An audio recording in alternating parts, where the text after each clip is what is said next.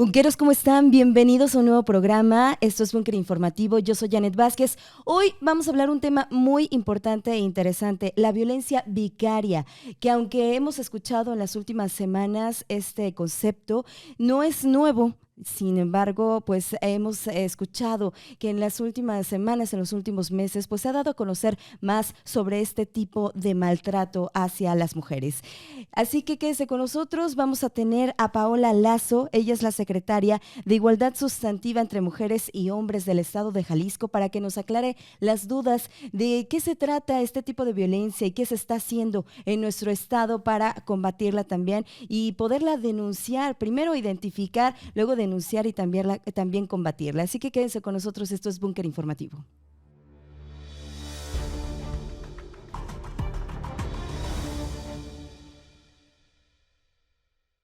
Secretaria, es un gusto tenerla aquí con nosotros en Búnker. Bienvenida.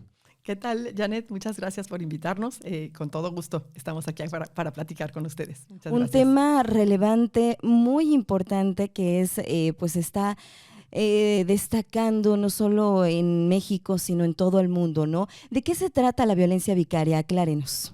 Mira, la violencia vicaria tiene que ver con una violencia muy particular, que es un término y un concepto que se acuñó en 2012 en España por la autora Sonia Vaccaro, y ella acuña el término a partir del seguimiento y el acompañamiento que estuvo haciendo por mucho tiempo a mujeres que habían sido víctimas de violencia en el hogar, de violencia en la pareja, de violencia familiar, y que, digamos, tenían como parte de esta violencia que se vivía en la familia y en su relación de pareja, era una característica muy particular que se usaba, digamos, a los hijos y a las hijas como herramienta de amenaza, de amedrentamiento, de chantaje y de manipulación para, digamos, golpear indirectamente o lastimar indirectamente, emocional, psicológicamente, económicamente también y hasta físicamente a la pareja, ¿no? Entonces, se acuña porque era una característica muy particular de un tipo de violencia que sucedía, sobre todo, especialmente cuando había,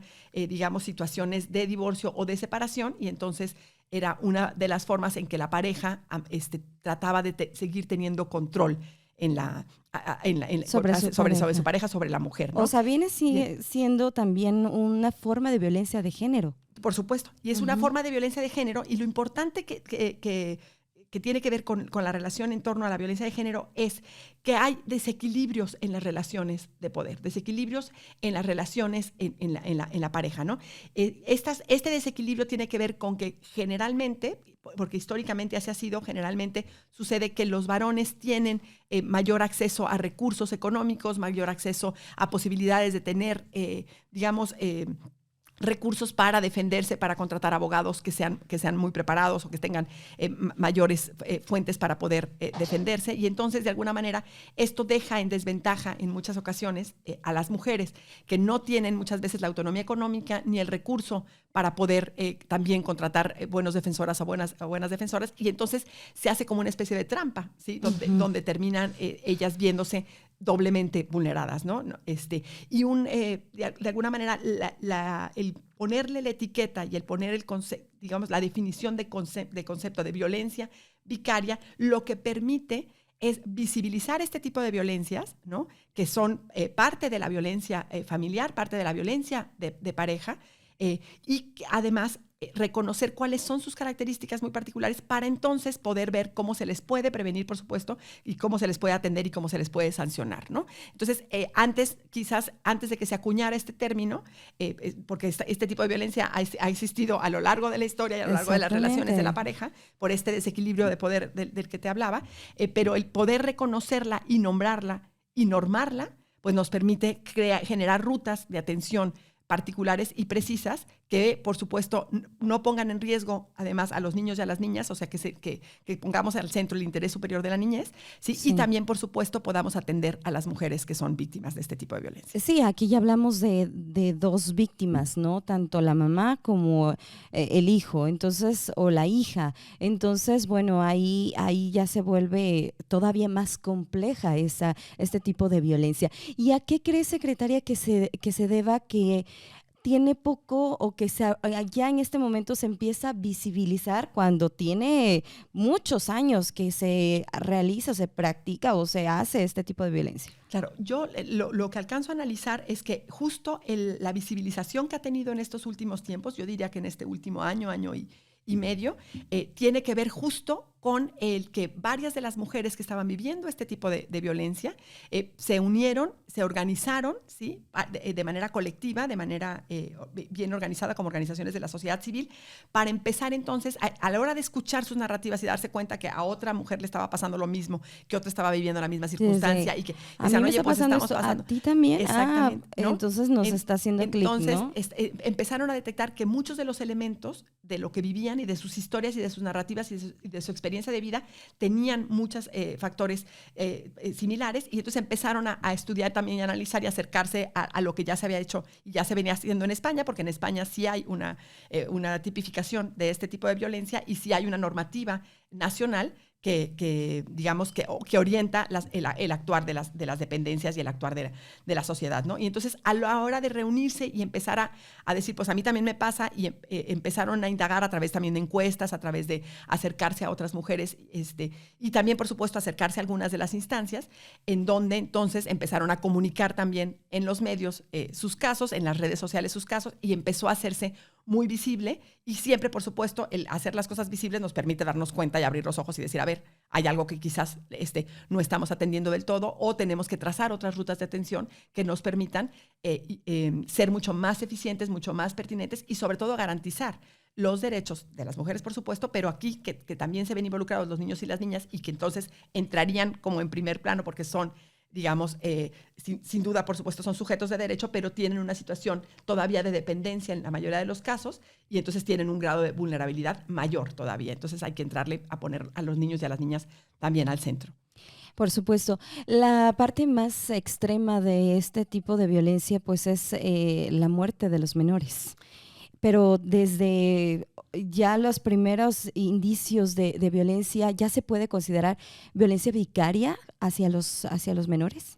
Mira, fíjate que una de las características justo que tiene este tipo de violencia es que la violencia y el control y la manipulación y la violencia psicológica, y en muchos casos económica, estaba presente desde antes de que ocurriera, por ejemplo, la separación o el divorcio, ¿no? Uh-huh. Entonces, es una característica que se ve de manera muy recurrente, y que, claro, se intensifica por esta situación particular en donde la persona agresora, en este caso el varón, lo que ve es, de alguna manera está pensando cómo continuar con el control de la situación, cómo continuar teniendo control de la situación. Y muchas veces, pues claro, el control, yo te controlo a ti, si se trata de un nivel, por ejemplo, psicológico, si yo daño a aquellas personas a quienes tú quieres, a quienes tú aprecias, ¿no? Entonces, pues claro, en el sentido tradicional e histórico de los afectos y del vínculo materno-filial, pues son los mayores afectos que las mujeres o las madres podemos tener, ¿no?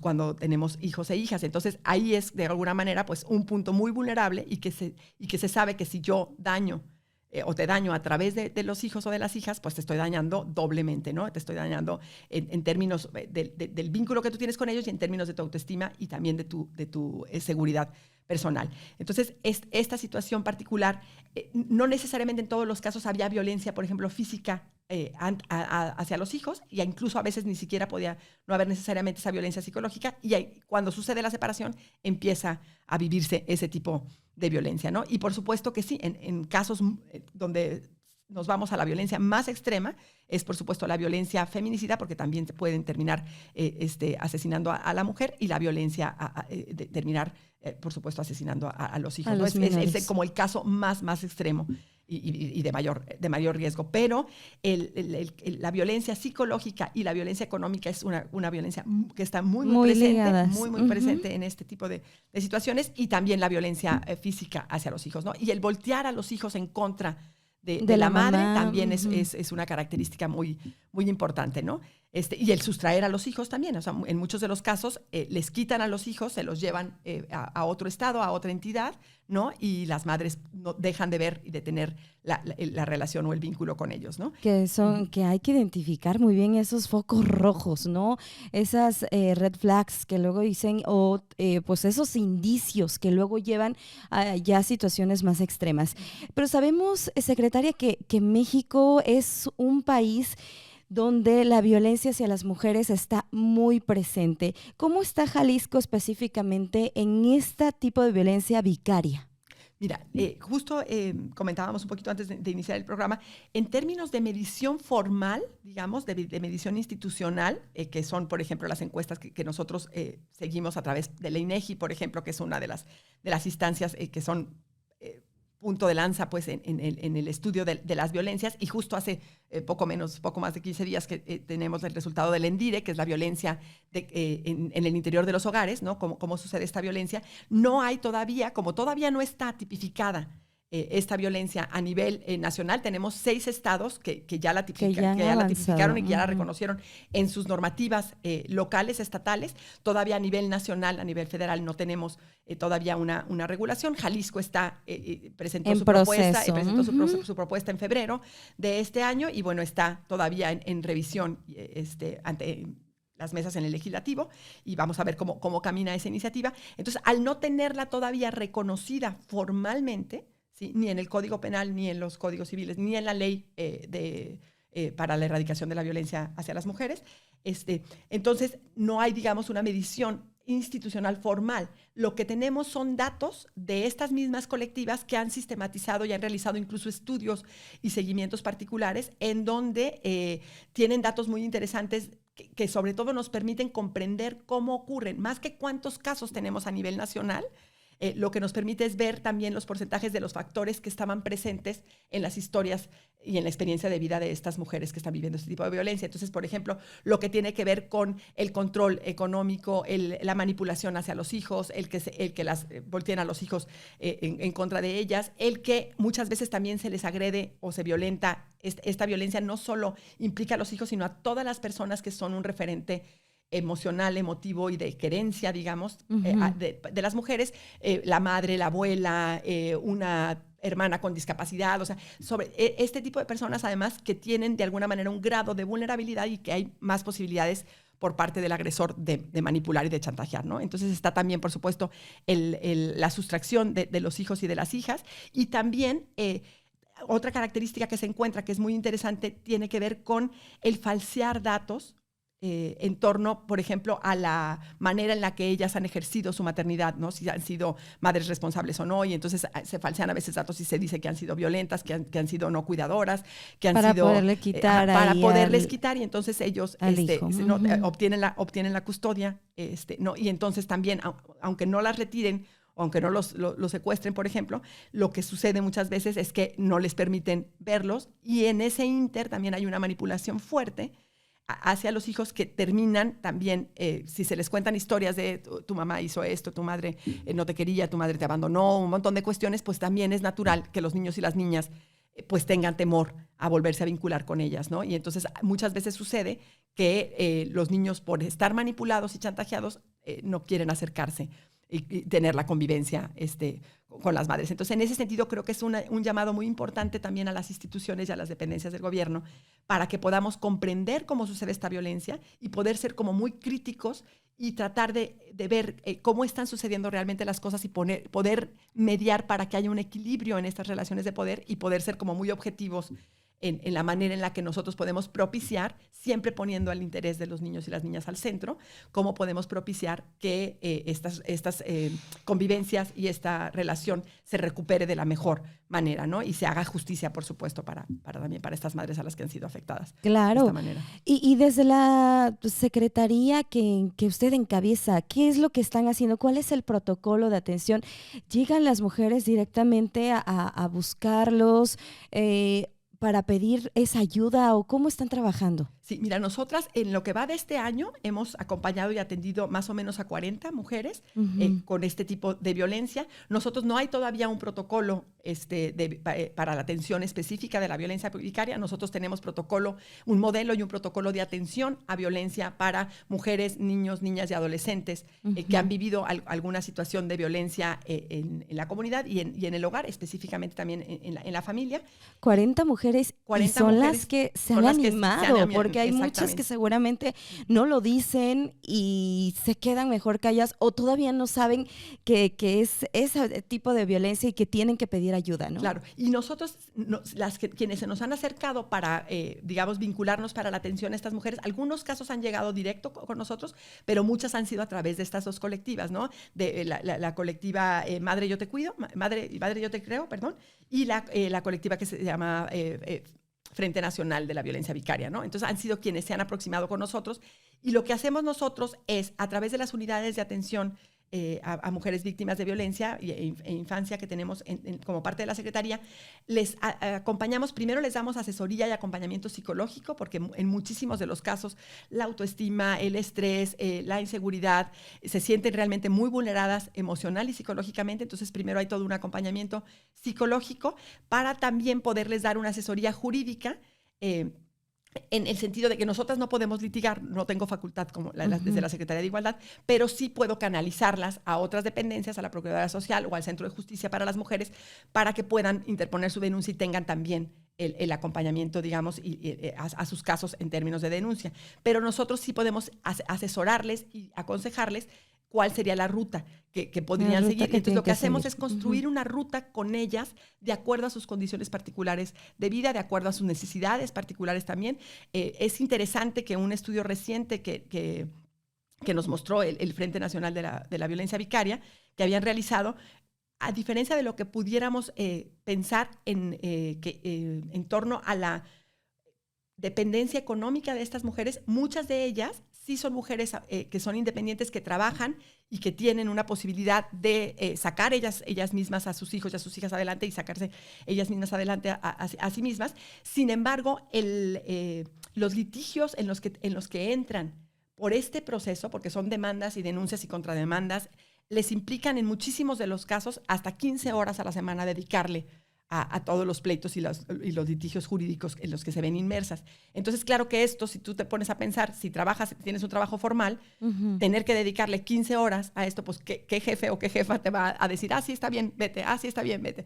¿No? Entonces, les termina también vulnerando su posibilidad de tener un trabajo formal y mantener ese trabajo formal y tener una estabilidad profesional. Claro, que también les ¿no? afecta, Y psicológicamente, ¿no? Entonces, pues estar como pensando en ese tema no te deja rendir, ¿no? Lo que debes de manera profesional. Y otra de las derivaciones que hacemos es para que también obtengan medidas y órdenes de protección en caso de que haya violencia en su contra o en contra de los niños y de las niñas, menores. Y entonces también poder derivarlas con fiscalía o con las comisarías municipales para que puedan obtener sus medidas de protección y puedan tener ese acompañamiento también y supervisión para cuidar su integridad y su seguridad. Sí, justo este Frente Nacional que menciona contra la violencia vicaria, pues aplicó esta encuesta y llama la atención ahí, ¿no? Que entre marzo y abril, que son prácticamente pues 2 meses, pues hay que se aplicó esta encuesta a 2,231 víctimas en el país.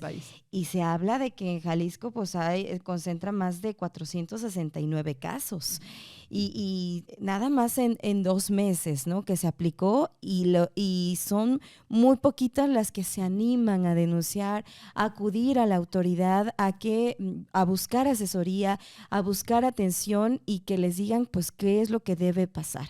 Y bien, ¿alguna línea telefónica que también tengan como atención? ¿Y cuánto tiempo tarda? También quisiéramos saber cuánto tiempo tardan pues en atenderlos. Sabemos que tienen un montón de trabajo en la Secretaría porque pues hay muchos casos y de todos tipos y de todas formas que tienen que atender, ¿no? Claro. Y mira, en este tipo de casos se cruzan situaciones muy particulares porque se cruza por un lado lo que tiene que ver con la violencia en específico, ¿sí? La violencia física o la violencia económica y todo lo que tiene que ver con el litigio familiar. Uh-huh. Estos casos, digamos, todavía en nosotros en Jalisco tenemos, digamos, juzgados que atienden de manera separada ambas situaciones, y todo lo que tiene que ver con el conflicto familiar, ¿sí? Y con el juicio familiar, que tiene que ver con la pensión alimenticia, con la custodia de los hijos, con toda esta cuestión que tiene que ver con la relación y el vínculo filial y el vínculo familiar, que va por una ruta, y luego lo que tiene que ver con la violencia en sí misma, que va por otra ruta, ¿no? Con la violencia física o la violencia patrimonial. Entonces, en este sentido, a veces avanzan estas dos situaciones que se entrecruzan, avanzan a ritmos diferenciados porque son juzgados distintos quienes los procesan, digamos, ¿no? Y entonces, en muchas ocasiones, sobre todo los juicios familiares, hay también, porque también finalmente la otra contraparte, digamos, también hace sus contrademandas, y entonces a veces se le otorga la custodia y luego después se amparan y entonces se cambia la custodia para el otro, y así se van, y tenemos casos en donde tienen 5 años, 6 años en estos pleitos, ¿no? Y claro, por supuesto, la situación de tensión, y en medio de esta situación de tensión y de conflicto y esta temporalidad están inmersos los niños y menores. Las niñas, ¿no? Los menores. Entonces, esta parte también es fuertísima porque si tú te pones a pensar en no solo lo que un conflicto implica en términos de estrés, en términos de angustia, en términos emocionales, sino también el vivir en medio de este conflicto de manera constante y latente, pues la situación particular en la que ponen a los niños y a las niñas, ¿no? Entonces, la temporalidad de los casos, porque no depende, como te compartía, nosotros en la Secretaría de Igualdad, lo que hacemos es acompañar y derivar a las instancias que son las responsables de darle el seguimiento y la atención, y lo que sí hacemos además en esa derivación es tratar de cuidar que se tenga la perspectiva de género y de derechos humanos en la resolución de los casos, ¿no? Son, por supuesto, muchas las dependencias que están involucradas. Por supuesto, está involucrada la Fiscalía, está involucrada la PEPENA, ¿no? La Procuraduría de Niñas, Niños y Adolescentes, está involucrado el DIF también, están involucrados muchas veces, por supuesto, los municipios, las PEPENAs municipales, y el DIF estatal y los DIF municipales. Entonces, tenemos que hacer sinergia, digamos, y coordinar la labor con todas estas dependencias. Al ser una violencia nueva que todavía no está tipificada en nuestro estado, estamos apenas construyendo, digamos, la ruta. Nosotros tenemos un programa un proceso formativo de capacitación y de sensibilización para todas las personas que son las primeras respondientes, le llamamos. O sea, cuando llega un caso de violencia o una situación de vulneración, son estas personas que son las primeras que atienden y que escuchan. Entonces, tenemos procesos formativos para que puedan, a la hora de atender, tener esta mirada particular de género y entender qué situación estaba viviendo la mujer, cuál era el contexto en el que vivía, cómo estaba viviendo esta dimensión de género de manera muy particular. Y todavía no incorporamos esta noción porque no está todavía tipificada. Sin embargo, empezamos a lograr sensibilizar poco a poco para que vayan entendiendo mejor. Creo que una vez que se apruebe la ley, también nos va a permitir formalizar en protocolos mucho más sostenidos que nos permitan mejorar este proceso. Estamos empezando también a generar justo mesas de trabajo con las propias colectivas y las dependencias, que fue apenas la semana pasada que recibimos. La semana pasada fue este lunes que recibimos a la colectiva, y estábamos estableciendo acuerdos de cómo poner en marcha estas mesas de trabajo, porque es muy importante también que las dependencias tengamos mucha información sobre cómo podemos atenderla para no obstaculizar estos procesos, porque muchas veces sin darnos cuenta podemos obstaculizarlos o podemos incluso revictimizar, ¿no? Sí, por supuesto. Y entonces hay que también ser muy, muy claros en ese proceso, y es parte de lo que hacemos desde la Secretaría de Igualdad. Muy cuidadosos, porque es un tema muy delicado, muy importante, y lo que mencionó también es muy importante no olvidar a los menores, porque también pues hay que atenderlos a ellos, porque pues se puede volver una situación muy compleja para ellos y les puede afectar de una manera pues en gran medida, ¿no? Entonces también sí la madre, sí la mujer, pero también los hijos que están luego de por medio, y ahí es donde también se vuelve una situación muy delicada para ellos. Bueno, pues finalmente la línea telefónica, no sé si por ahí ahí y no traigo a la mano la línea telefónica, pero lo que te puedo decir para que puedan consultarlo en las páginas tanto de la Secretaría como de las otras dependencias, decirte que por parte de la Secretaría tenemos las unidades de atención integral a mujeres y niñez, que tenemos, son nueve unidades, en donde pueden acudir a poder tener el acompañamiento integral, o sea, psicológico, jurídico y socioemocional.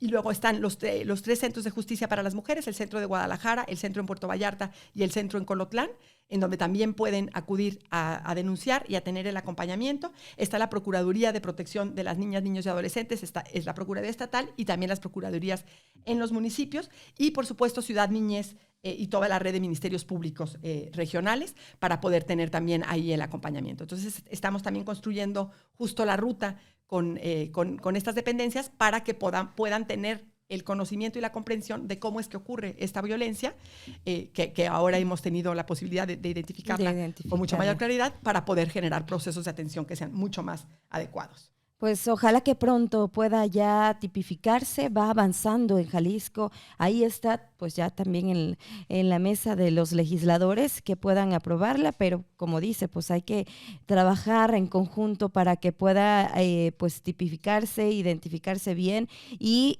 generar todos estos protocolos de manera adecuada, correcta, y que bueno, todo sea para pues evitar, combatir este tipo de violencia, y que pues las mujeres y sus hijos sean pues protegidos, ¿no? De alguna manera. Secretaria, muchísimas gracias por habernos dado a conocer a mí. Aquí está el teléfono. Ahorita lo ponemos también en el súper para que lo puedan ahí anotar, si gusta decírnoslo, secretaria. Sí, claro. Les paso el contacto del Centro de Justicia de las Mujeres de Guadalajara, 33 30 30 54 50, para que también puedan comunicarse. Perfecto. Aparte está fácil, 33 30 54 50. Uh-huh.